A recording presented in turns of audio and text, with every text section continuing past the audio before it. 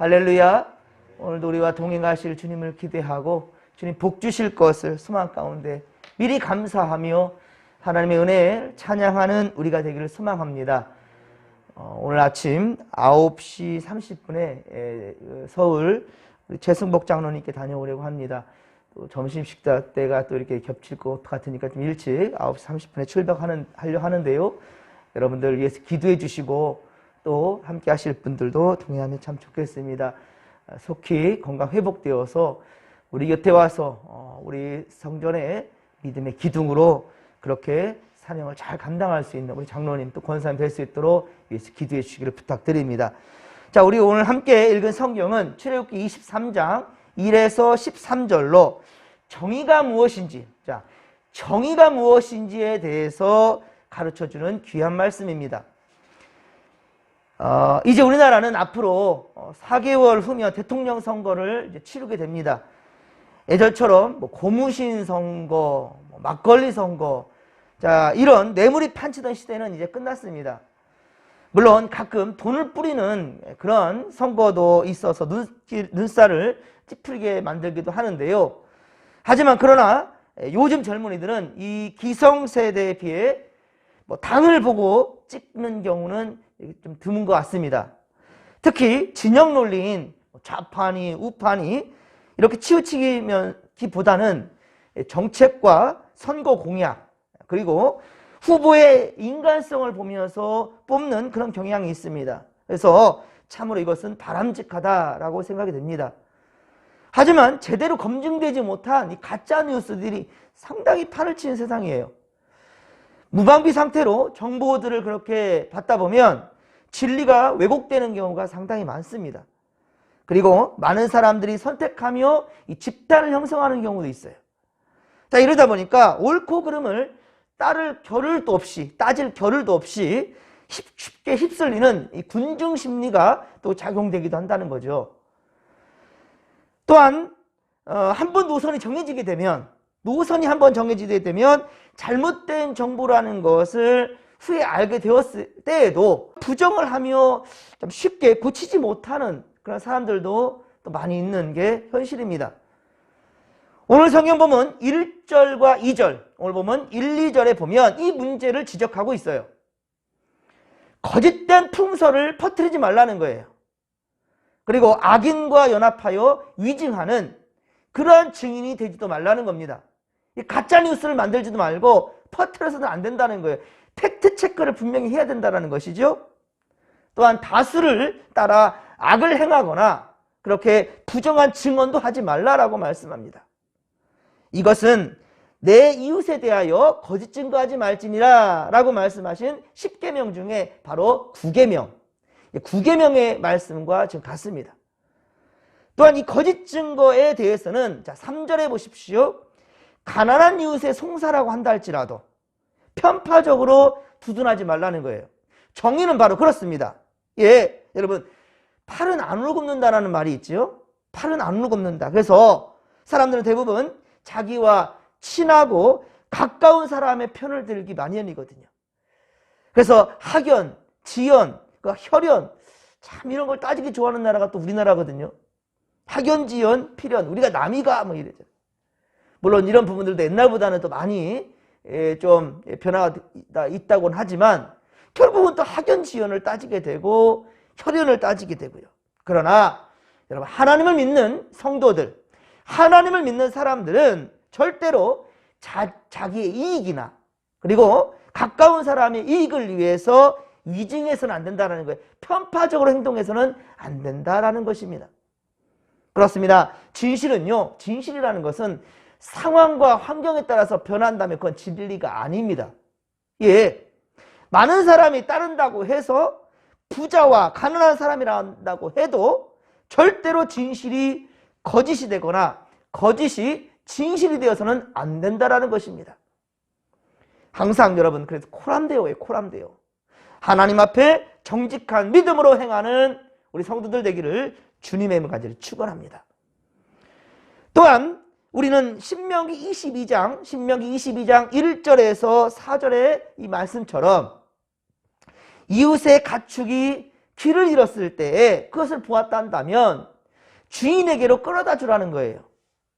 그리고 이웃의 가축이 짐을 싣고 가다가 넘어진 것을 보았다 한다면 일으켜주는 것이 마땅하다라는 거예요. 남의 것을 주었다 한다면 이것을 자기 것으로서 착각해서는 안 된다는 거예요. 땡 잡았다? 아닙니다, 여러분. 우리 예수 믿는 사람들은 어떤 것을 주었다 한다면 이것을 잃어버린 사람의 마음을 알아야 된다는 거예요. 이것을 잃어버린 사람의 그 마음을 헤아릴 줄 아는 그런 자들이 되기를 소망합니다. 그제 그 인터넷 뉴스를 보다 보니까 좀 안타까운 게 있어요. 이제 우리 이시호 장로님이 택시 운전수기도 하는데 택시에 핸드폰을 놓고 내렸는데 금방 한 1, 2분 초에 저 지금 차 가고 있어요. 전화를 했어요. 아이고 핸드폰을 그 차에다 놓고 내렸다고.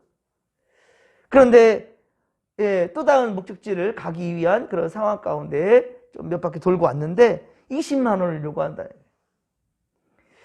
물론 잊어버린 그 사람이 그걸 또 다시 되찾게 되었으니까 당연할 수도 있다는 부분도 생각이 드는데 오히려 내 차를 이용해 줬으니 감사한 마음으로서 오히려 잃어버린 사람의 마음에 그 정말 답답하고 두려웠을 그 걱정했을 그 마음을 10분 이해한다면 그냥 줄 수도 있을 것이고, 그런데 이제 택시를 운행했기 때문에 그 온 거리만큼의 메타수를 계산해서 금액을 지불하는 게 맞을 것 같은데, 하지만 그것이 거의 법제화래요.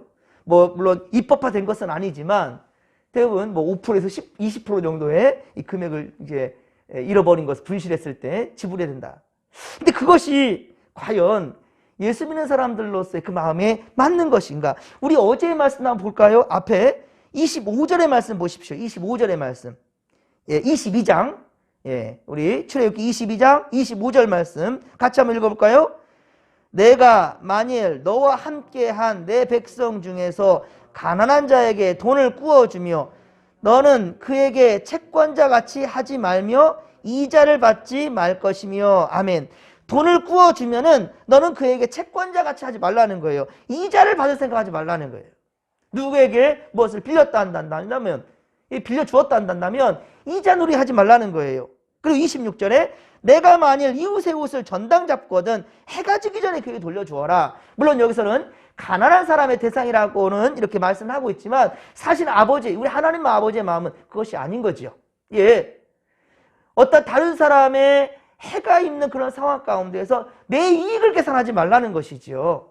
내가 그 이익 챙기지 않아도 내가 선을 행하면 하나님이 갚아주시는 겁니다. 내가 선을 행하면 하나님께서는 절대로 내게 손해보는 일을 하지 않는다는 거예요.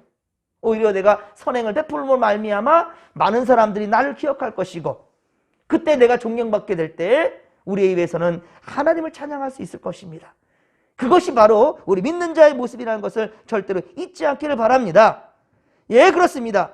그런데 그 대상이, 중요한 그런데 그 대상이 원수라면 어떡합니까? 일반적인 사람이 아니라 원수라고 한다면, 오늘 보면 4절에서 5절의 말씀을 하고 있습니다. 오늘 출애굽기 23장 4절에서 5절에 보면 선에게 있어서는 어떻습니까? 그 누구라도 대상이 문제가 되어서는 안 된다라고 말씀합니다. 그 대상이 내가 미워하는 사람이나 좋아하는 사람, 그게 기준이 돼서는 안 된다라는 거예요. 마땅히 호의를 베풀라라고 말씀하죠. 마땅히 우리가 해야 될 것이. 그렇습니다. 하나님 앞에 정직한 믿음이며 정의로운 삶이라는 것은 내게 유익인가 해로운가, 혹은 나와 친한 사람인가 원수인가를 따지는 것이 아니라는 말이에요. 항상 의를 위해서 선을 행할 줄 아는 우리 성도들 되기를 주님의 간절히 축원합니다. 이제 하나님은 6에서 9절, 오늘 보면 6에서 9절에 보면 재판장 혹은 지도자를 향해 정의를 실천할 것을 명하십니다. 정의를 행하라. 자, 재판장은 사회적으로 높은 지위에 있기 때문에 참 사회적으로 강한 자들, 그리고 어떤 높은 자들, 돈이 많은 사람들, 이런 사람들로부터 부정청탁 그리고 부정한 유혹을 받기 쉬울 거예요. 유혹받기 쉬운 그런 자리에 있다라는 거죠. 그래서 어찌 보면은 그들을 이제 받은 것이 있으니까 어때요? 두둔하기 쉽지요. 그들을 대변하려는 그런 모습들도 있지요. 가난한 자와 무죄한 자에게는 억울한 판결을 내릴 수 있는 그런 위험성이 크다라는 거예요. 이것을 우리가 사회에서도 많이 보이게 되지요. 예. 정말로 백없고 가난한 그런 사람들에게는 그냥 바로바로 때려져요. 뭐, 예. 무거운 그런 형벌이. 하지만 돈 있거나 빽 있거나 높은 지위에 있는 그런 사람들이란다면 참 이 재판 끝나기 쉽지 않네요.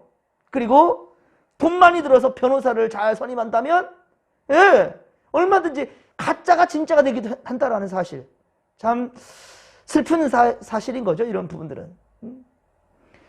특히 악한 마음을 품었다 한다면 그 재판장이 그 지도자가 악한 마음을 품었다 한다면 죄가 없는 자나 의로운 자를 죽음으로 내몰 수도 있다는 거예요. 예, 이런 권세도 갖고 있다는 사실을 생각할 때 참으로 조심해야 된다는 것이지요. 그렇기 때문에 하나님은 재판장에게 거짓 재판으로 악을 행치 말라라고 그렇게 경고하고 있고요.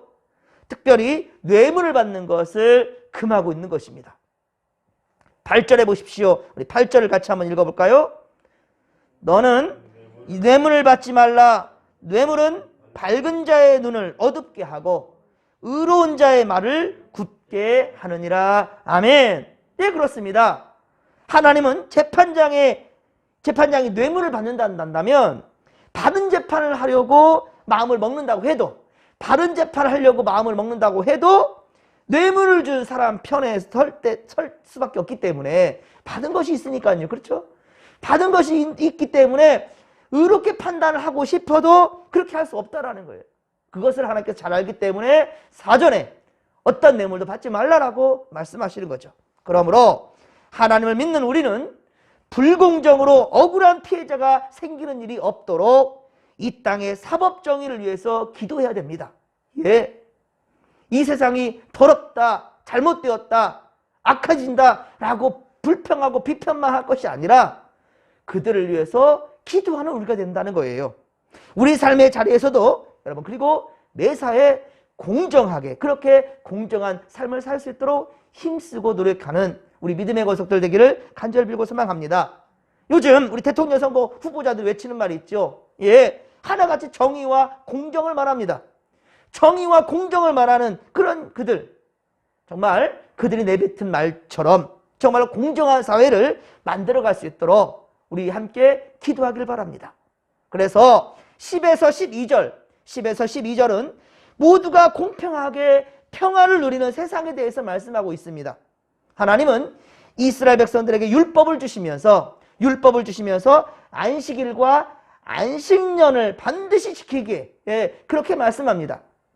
이는 사회의 정의와 밀접한 관계를 갖고 있습니다. 특히 안식년과 휘년제도는 부의 재분배의 효과적인 방법입니다. 어떤 대통령 후보는 이런 말도 했어요. 기가 막히지도 않는데요. 한 주에 52시간이 아니라 일주일에 120시간이라도 일할 사람은 일하게 해야 된대요. 이게 말입니까? 120시간이라도 일할 수 있는 사람은 하게끔 내버려 두래요. 죽습니다. 죽어요. 아마 예수 믿는 사람들한테도 그럴걸요. 주일에 만약에 일을 한다면 3배, 4배 죽게 한다면 모든 사람 다 가서 그 일을 할걸요 아마. 그게 바로 사람이에요. 더 갖게끔 만드는. 근데 이렇게 풍토를 조성하는 것이 대통령이 할 일입니까? 아니죠. 예, 그거 아닙니다. 예전에 여러분들 토요일을 우리가 반공이라고 그랬어요. 예, 반공일. 그러니까 절반은 그래도 일을 하고 절반은 쉬고. 부르던 그때가 있었지만 지금은 토요일과 주일도 쉬는 이제 5일 근무제가 되었죠. 지금은 일반화 되었지만 여러분, 5일 근무제가 도입되었을 때 반기지 않은 사람이 누구였을까요? 근로자였을까요? 아니면 사업주였을까요? 당연히 사업주지요. 사업주는 좀 더 일을 시켜야만 돈을 더 벌 수 있으니까. 황금 만능주의가 바로 그런 겁니다. 그런데 물론 5일 근무제를 하면서 쉬는 만큼 월급도 깎겠다. 하루 쉬었으니까 월급도 깎겠다 한다면 또 토요일날 쉴 근로자는 없을 겁니다. 국가는 실컷 쉬면서도 받을 권리를 보장해 주는 것이 국가가 할 일이에요. 예, 그렇습니다. 그러니까 5일 아마 많은 근로자들은 토요일날 그리고 또 이제 뭐 이제 4일금 문제를 해서 금요일도 쉬게끔 만든다는 그런 말들도 나오긴 하는데요. 선진국에서 그런 나라가 있어요, 진짜로. 그런데 만약에 그 쉬는 만큼 이 수당을 주지 않겠다고 한다면 어느 누구든지 어떻습니까? 차라리 일을 더 하고 바로 가족을 위해서 더 일하겠다. 이 정책을 반대할 것입니다. 하지만 지금은 5일금 문제를 하더라도 수당을 깎는 일은 없어요. 예. 물론 인사의 문제가 될 그런 또 아직까지 우리나라 그렇죠. 예. 그런 불안한 또한 그런 사회 문제도 있긴 합니다. 그래서 사업주의 눈을 그렇게 눈치를 볼 수밖에 없는 그런 형편에 있는 근로자들도 있을 수 있겠지만은 지금은 급여를 받으면서도 육아휴직을 쓰는 경우도 있고요. 육아휴직을 쓰는 남편들도 생기고 있어요. 그런 시대를 우리가 살아가고 있단 말이에요. 오늘 보면 10에서 11절. 오늘 보면 10에서 11절에 보면 땅 주인은 자, 6년간은 열심히 일하게 하고 하지만 7년마다 매 7년마다는 이 돌아오는 안식년이래요. 이 안식년에는 가난한 자들과 들짐승들에게까지도 양보하라라고 말씀합니다. 또한 12절에 보십시오. 6일 동안은 또 열심히 일하고 7일째 날에는 쉬라는 거예요. 그리고 소와 나귀까지도 이 짐승들까지도 쉬게 만들라는 것이죠. 그리고 여종과 자식과 나그네도 좀 숨 쉴 수 있도록 그렇게 쉼을 주라는 거예요. 여러분, 공장은 하루도 쉬지 않고 돌아가야 이윤이 쌓이게 됩니다. 그렇죠? 쉼 없이 돌아가야 이윤은 쌓이게 되는 거예요. 어떤 사업주가 모두를 쉬게 하고 이 이윤을 포기하는 게 쉬운 결단이겠습니까?